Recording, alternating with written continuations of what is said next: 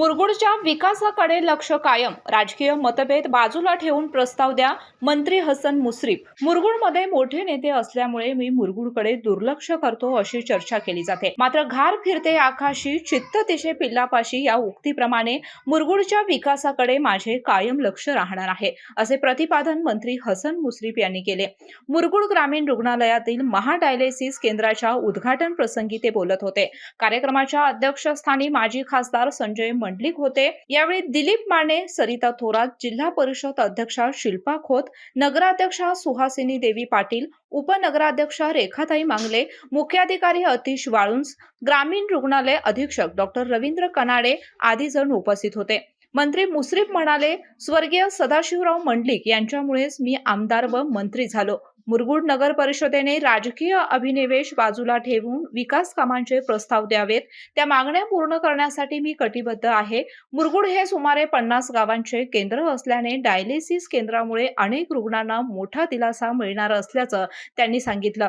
ग्रामीण रुग्णालयातील हेरिटेज इमारतीत दवाखाना हलवून 50 खाटांच्या नवीन रुग्णालयाच्या इमारतीचे बांधकाम लवकरच करण्यात येणार असल्याची माहिती त्यांनी दिली. तसेच मार्च 2027 पर्यंत कोल्हापुरात गुंतागुंतीच्या शस्त्रक्रियांची सुविधा उपलब्ध होणार असून त्यामुळे रुग्णांची मुंबईकडे होणारी धावपळ कमी होईल असंही त्यांनी स्पष्ट केलं.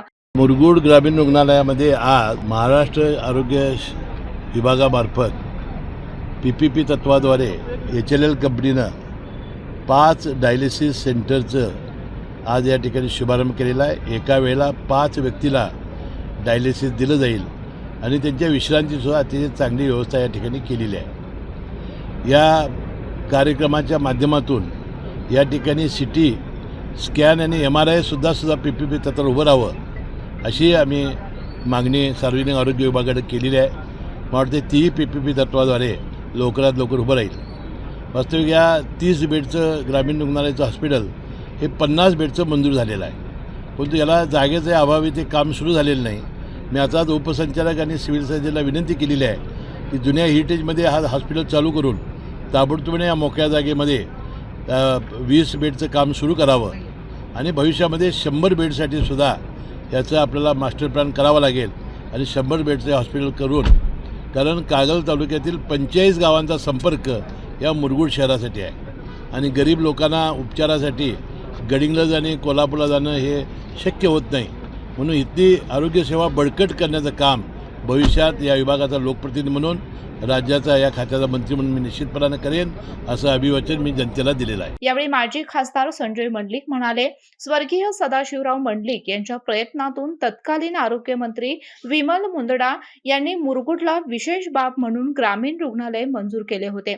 त्यामुळे मुरगुड परिसरातील 40 व भुदरगड तालुक्यातील 10 गावातील नागरिकांची आरोग्य सुविधा उपलब्ध झाली. मुरगुड ग्रामीण रुग्णालयात 100 खाटांची सुविधा व ऑर्थोपेडिक विभाग सुरू करण्याची गरज त्यांनी व्यक्त केली. कार्यक्रमात रणजित सूर्यवंशी, BM पाटील, सुनील सूर्यवंशी, रंगराव पाटील, देवानंद पाटील, रुपाली आंगस, नामदेवराव मेडके, राजू आमते, शिवाजी चौगले, सुहास खराडे, दत्तात्रय मंडलिक यांच्यासह विविध गावातील पदाधिकारी व नागरिक मोठ्या संख्येने उपस्थित होते. KK न्यूज साठी कागल प्रतिनिधी ओंकार पोतदार. गोकुळची बासुंदी पुन्हा खावीशी वाटतेय. खरं सांगू, मलाही खावीशी वाटतेय. पुन्हा पुन्हा खावीशी वाटणारी गोकुळ बासुंदी.